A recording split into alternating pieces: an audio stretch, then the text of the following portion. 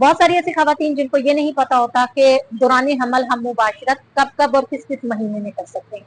तो ये बताती चलूं कि पहले के 2-3 महीने जिनको पता नहीं होता, प्री मेच्योर आपकी प्रेगनेंसी होती है, उसमें काफी एहतियात पहले 3 महीने करनी होती है।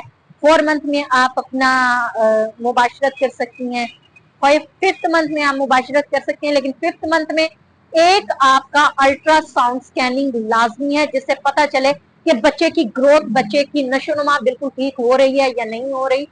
अगर उसकी नशोनुमा अच्छी हो रही है तो हम प्रेगनेंसी को आगे लेकर चलें, अगर उसकी नशोनुमा ठीक नहीं हो रही तो प्रेगनेंसी को वहीं स्टॉप किया जा सके। 5th मंथ में कम से कम एक अल्ट्रासाउंड लाजमी है। उसके बाद 6th मंथ आपका पूरा वो रिलेटेड है इससे कि आपने उसमें मुबाशरत से परहेज करना है। 7th मंथ में आप कर सकते हैं मुबाशरत इजीली, और इसके साथ साथ आप 8 मंथ के पहले 15 दिन कर सकते हैं, लेकिन 8 मंथ में आप बिल्कुल नहीं कर सकते।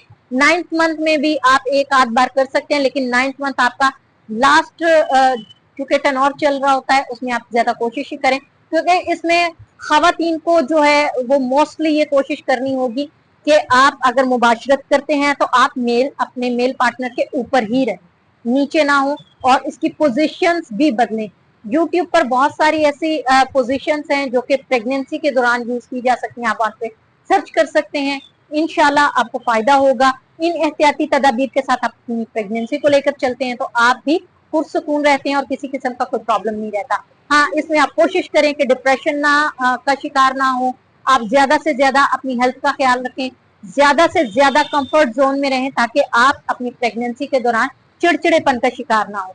अपना बहुत सारा ख्याल रखें और दुआ में याद रखिएगा। अल्लाह हाफिज।